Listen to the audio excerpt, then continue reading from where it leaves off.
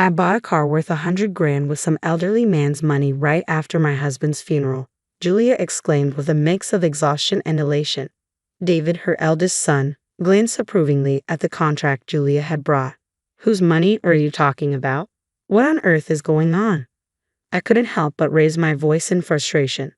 Despite Ashley and I mourning the loss of my husband, David and his wife seemed not only unfazed but almost pleased. The insurance money will be deposited soon. Plus there should be an inheritance, Julia continued, pulling out an unexpected item from her bag, a bank book belonging to my late husband. I burst into laughter. What's so funny? You're planning to use that to buy? David started, but my laughter cut him off. I feel sorry for you because that bank book, I managed to say between gasps of laughter, is practically worthless now. My words hung in the air, turning the faces of David and his wife pale. My name is Amanda Simpson. I was married to Chris and blessed with 2 children, Ashley and David. Chris came from a family of doctors with both his parents holding medical licenses. Chris himself worked tirelessly from a young age to join their ranks, drawn by his admirable character and dedication. I got to know Chris through a friend's introduction, and we became a couple. Seeing Chris's dedication, our daughter Ashley also decided to pursue a career in medicine. Though Ashley wasn't naturally academically gifted, her diligence was evident every day. As her mother, I witnessed her efforts firsthand. I never pushed her to become a doctor, but Chris was overjoyed when she decided to pursue it on her own. Mom, I got an A rating from Medical University, Ashley exclaimed one day, achieving her dream acceptance in high school. Tears welled up in my eyes at her success. It's not just an acceptance yet, I still have to work hard without letting my guard down, Ashley added humbly. I was genuinely proud to see her grow into such a kind and resilient person. However, our eldest son, David, was quite different. Born prematurely, David had always been fragile, and I might have been overly protective of him. But as he grew, he became stronger and eventually caught up with his peers physically. He excelled academically without attending any cram schools, consistently scoring perfect marks in elementary school tests. He's grown up wonderfully, I reassured myself. But in the latter half of his middle school years, David started coming home with bruises every day. David, what happened to you? I asked with concern. They're just bruises from fights. Maybe I got into some scuffles, he shrugged off my concern. He's a boy, after all. These things happen, Chris laughed it off. In hindsight, I should have listened to Chris and let things be. But my overprotective nature towards David made me anxious. I constantly questioned him about the fights and who hurt him, which only drove him away. You're so annoying. If you ask me one more time, I'll never speak to you again, David snapped at me one day. Despite Chris's advice, I kept pushing. With every bruise that healed, another would appear. All I could do was watch over him with worry. While David was academically talented, he spent most of his time fighting and eventually attended a local public high school. I hoped that as he outgrew his teenage years, he would discuss his future or college plans. But David remained unchanged. Hey, Mom, give me some money, David demanded one day with rude language. If you think acting like a delinquent makes you cool, you're gravely mistaken, Ashley chimed in, worried about her brother's behavior.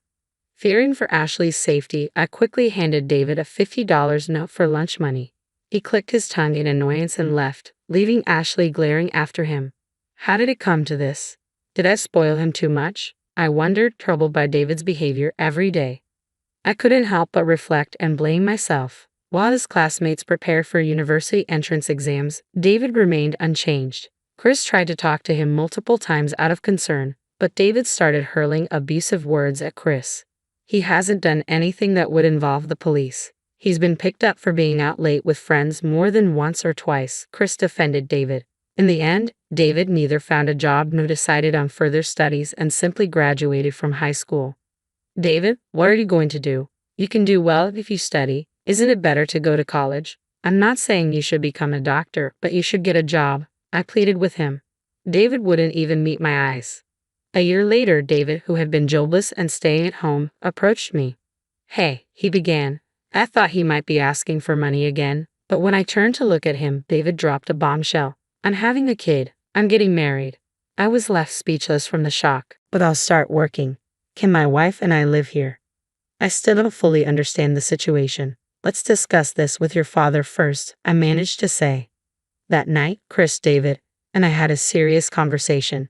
As parents, we came to terms with David's decision to work and his determination to start a family. We decided to accept this new chapter. On the day we were to meet his wife, Chris Ashley, and I waited anxiously at home. David was late in returning with her, which worried us. We tried reaching out but couldn't get in touch. Contrary to our anxiety, they finally arrived just before 3:00 p.m. "We're back," David announced. "Wow, this place is massive. It's like a mansion." "It's nice to meet you. I'm Julia," the woman David brought home greeted us. Despite claiming to be pregnant, she wore high heels and a short skirt that seemed inappropriate for the chilly weather. Her long, shimmering nails held a plastic bag from a baby goods store. "Nice to meet you. I'm David's mother," I replied, taken aback by her appearance and demeanor. "You're prettier than what David described." "Nice to meet you, Amanda," Julia replied casually. Her behavior lacked any semblance of manners, leaving me simply stunned. "Where's my room?" Julia continued, unfazed. "Oh, we haven't decided yet." "Okay, I'll just leave the baby stuff in the living room then," Julia said, entering the house and heading straight for the living room. She greeted Chris and Ashley with the same casual tone. The checkout line was so long. "Sorry for being late. You all waited, right?" Julia remarked casually, making herself at home. Chris, Ashley, and I exchanged glances, speechless at her audacity. We had expected a simple greeting, but Julia acted as if she owned the place, placing a ton of luggage in the living room without a second thought. I greeted Julia again, noting she was 22 years old. Apparently, she worked part-time at a bar. As a child, her parents divorced, and she was raised by her father. However, he later disappeared, and she grew up in a children's home. It must have been tough without any family, but I couldn't excuse rudeness based on circumstances alone. Ashley then engaged Julia in conversation about her pregnancy. "How many weeks pregnant are you now? I noticed earlier you're wearing high heels. Your belly doesn't seem to be showing yet, but it's risky," Ashley expressed concern. I felt relieved hearing Ashley's caring words. David chimed in on Julia's behalf. "I thought the same. Julia apparently only has heeled shoes. Buy her some, Mom." Suddenly, the conversation turned to me, catching me off guard. "Oh, don't be surprised. You probably don't know my taste, right? If you give me money, I'll choose for myself," Julia said without hesitation. I was at a loss for words at Julia's boldness. Ashley intervened sharply. "Why should Mom buy it? Why don't you, David? The baby inside me is her grandchild, isn't it?" "So what? It's your child, not hers," Julia retorted casually. Ashley was furious. Is this what a sister-in-law is supposed to be like? Hilarious. Chris remained silent, visibly uncomfortable with the escalating tension. What kind of attitude is this? She seems to be looking down on us even though we just met. However, we have to live together from now on. It wouldn't be wise to fight. I attempted to defuse the situation. In time, her maternal instincts will grow, and she'll adjust. I hoped aloud. When that time comes, she should naturally stop wearing heels and remove those nails. That's all I can hope for. Ashley, particularly concerned as a future doctor, added sharply, "Anyway, make sure you earn and buy appropriate shoes before your belly gets larger. Also, remove those nails if you can't manage a pulse oximeter. They'll definitely need to come off." With that, Ashley stormed out of the living room, locking herself in her room. Julia seemed amused but laughed when David reassured her. "Don't worry about her. She's just jealous because..." Before Julia and David's life together began, Julia went to work but neglected household chores, often using her pregnancy as an excuse. David would start jobs but frequently quit after arguments, causing headaches. Chris remained silent about their behavior, seemingly resigned to their ways. Unexpectedly, Chris collapsed at the hospital where he worked. Despite immediate treatment, he couldn't be saved. Devastated by his sudden passing, I found strength with Ashley's support to arrange his funeral. On the morning of the funeral, I told Julia, "It's fine if you stay home, Julia. Your pregnancy must make it hard for you." "Really? Okay, I'll stay home," Julia gladly accepted, understanding the custom of pregnant women not attending funerals in our region.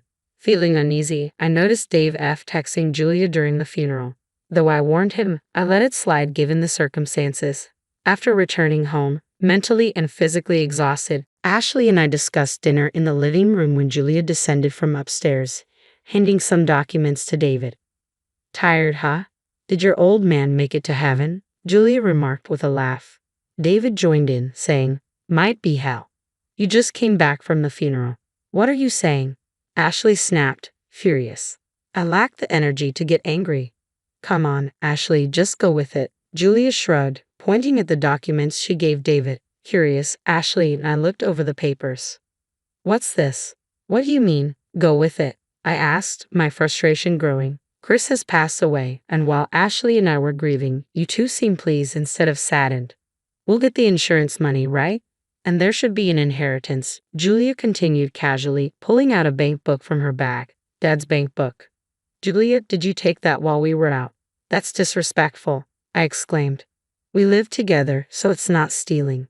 Besides, David knew where the bank book was, Julia retorted defiantly, glancing at David. David's silent agreement confirmed he was involved. I looked dejectedly at the bank book in Julia's hand. Chris's name was clearly written on it, but upon closer inspection, I noticed something odd about the bank book, and once I realized the cause of the inconsistency, I burst into laughter. It had been a long time since I had laughed so hard. Julia frowned at my uncontrollable laughter. What's so funny? Have you lost your mind, madam? David hurled insults at me, but I wasn't even mad anymore. All this time, I thought David was smart, but I was wrong. I feel sorry for this foolish couple, I chuckled. So, you wanted to buy a car, right? Have you signed the contract? Are you going to use that money? I feel sorry for you.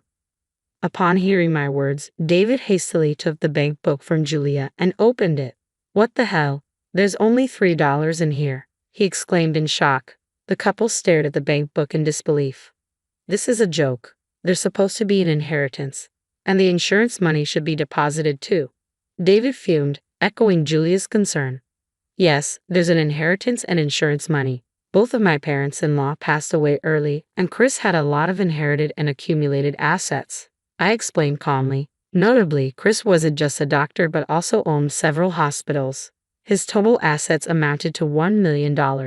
However, most of those assets have been donated and are now gone. The medical fees he received from patients, he wanted to use them to help other patients. Didn't you know? He made a large donation, and it was in the newspapers. David began to tremble, realizing his ignorance of family matters and his lack of interest in reading newspapers. Moreover, the remaining money is managed in an online bank. I can't access it until we complete the inheritance procedures. What about the insurance money? When will it be deposited? Julia interjected, grabbing the bank book in a rush. Ashley, who was standing next to me, began to laugh. Don't you know, insurance money is not deposited into the account of the deceased, but to the beneficiary's account. It'll be transferred to my account and my mother's. Hearing this, Julia's grip slipped, and the bank book fell from her hands. David looked dumbfounded, and Ashley and I exchanged amused glances. What am I going to do now? I've already signed contracts, Julia muttered in disbelief. I had added so many options and they told me I couldn't cancel. Mom, please, just this once, lend me some money. David knelt beside the distraught Julia. It had been so long since he called me Mom. It felt unfamiliar, as if a stranger was asking for a favor. I don't know, figure it out yourselves. I pushed them away coldly. Today, I couldn't forgive the actions of my eldest son and his wife. I'm sure Chris felt the same. Mom, you must be tired. Let's go to bed, Ashley said, intervening. Yes, I'm not in the mood for dinner either. Ashley and I stood up, ignoring the two who were sweating in the living room, and headed to the bedroom. It seemed that during the funeral, David had been communicating with Julia about a deal. I thought they were concerned about their health, but it seemed the car was more important than their unborn child. In his lifetime, Chris always said he didn't want to leave a single penny to David and Julia. As planned, the insurance money was transferred to Ashley and me. Chris died young, and David, even after starting a family, remained unreliable. Chris had thought about what might happen after his death and left a will. According to the will, the house, real estate, and most of the remaining cash were left to me. He nominated Ashley as the successor to his hospital and bequeathed his personal investments to her. David was given a large piece of land in the countryside. As we opened the will and heard its contents, Julia said, So can't we sell the land and buy a car? Listen to the end. I interrupted Julia and continued reading. With that land and some of the cash, take $100,000 for building the house and leave this home. What does that mean? Julia exclaimed, confused. We were at the probate court. The will had been validated and carried full legal force. I explained calmly. It means exactly what it says. You get the land and money to build a house. You should be grateful. But this house should eventually belong to David, the eldest son, right? Julia looked at me as if pleading for help. I responded with a smirk. It's what I received. I decide who to give it to. You damn old woman better start packing your bags when you get home, huh? David interjected angrily. By the way, the land that Chris designated for David was about 30 miles away in the mountains. It was indeed vast but mostly untouched woodland. No matter how large the land is, if the construction cost is $100,000, the house built on it would probably be small, I remarked, knowing David and Julia, who likely had nothing, would make a fuss about the inheritance. Whether Chris gave them the land with that in mind, I don't know, but I believe Chris created an environment where Ashley and I can live peacefully. Besides, David and Julia shouldn't even have any right to receive anything. They should be grateful for whatever they can get. A few days later, a grandchild was born. Julia's water broke in the middle of the night, and she was immediately taken to the hospital after making a call. However, due to her dropping blood pressure and the hospital being understaffed at night, Julia had to have an emergency C-section. Despite repeated warnings from Ashley to remove her nail extensions, Julia didn't listen. Apparently, the nurse possibly removed them. No, I just got these done 3 days ago. Don't take them off, Julia. Don't move, the amniotic fluid is gushing out, Ashley recounted later. This confrontation was more challenging than the surgery. I've never had fancy nails like young people do, but it seems like it was painful. Julia, saved along with her child, could no longer stand up to Ashley and quickly became docile. She may have been upset about the inheritance, but she was no longer acting superior to us.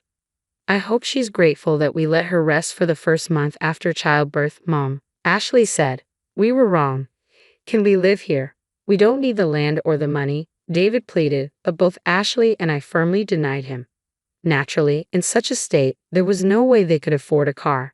Reluctantly, David went to cancel the car purchase and was charged a penalty fee of $10,000, which he had to pay from the $100,000 set aside for construction. Whether they were reluctant to move to the countryside or not, they thought of selling the land and renting an apartment. Still, the rent was too high for David and Julia's salaries, and there were no buyers for the vast, mostly wooded land. They realized they had no choice but to build a house on it, as stated in the will. They desperately searched for a contractor who could build a house for $90,000, but it didn't seem to be going well. The baby is still young, so I'm only letting you stay here for now. You can leave whenever you want, okay? I told them sternly. David fell silent at my words. A week later, they found a construction company, but all they could afford was a small prefabricated hut. I don't expect Julia to keep it clean, so even a small house should be fine, I told the couple who were preparing to move. You'll need to decide on daycare. Until you're settled, I can take care of the baby. You both should become independent as parents first. You're taking our child, you monster, Julia snapped at me angrily. Even with just my earnings, it's impossible to support the two of them. Let's leave our baby here till things settle, David reasoned with Julia, who was furious. No way, I'll divorce you then, Julia threatened, but David calmly replied, even if you do, you still won't have a home. Realizing the futility of arguing, Julia quietly packed their things, and they left. I felt sorry for the baby, but having parents like that might not make much difference. Of course, if they changed their ways, it would be best for the baby to be raised by her own parents. But I can't help but think that the baby might be happier being raised by Ashley and me, I reflected. David and Julia, who moved to their new land, contacted us almost every day. If it was about the granddaughter, I was happy to reply. But all they ever asked for was money. When ignored, they sent pictures of snack bread for dinner. Ashley laughed when she saw this. Even if they ruin their health, they won't be able to afford medical bills, Ashley chuckled. In the countryside, a car is essential. They're currently driving a used car they bought for $3,000, which frequently stalls, I noted. They might be saying this to gain our sympathy, but they don't know it's just a laughing matter for Ashley and me. They probably won't be able to take their daughter back in this situation, but I think it's okay as long as we can live with our adorable granddaughter, Ashley added. As she turned 3, she proved to be very cute, kind, and nothing like David or Julia. She was a hard worker. Ashley bought her a number puzzle, and she eagerly learned numbers and could already read letters. David and Julia are still living day by day. Occasionally, when they receive pictures of their daughter, they exclaim, "Super cute," as if looking at a stuffed toy. Ashley remarked, "It still seems impossible for the two of them to become parents. When the granddaughter grows up, I hope she can learn from her parents' mistakes and grow up straight. That's what I think."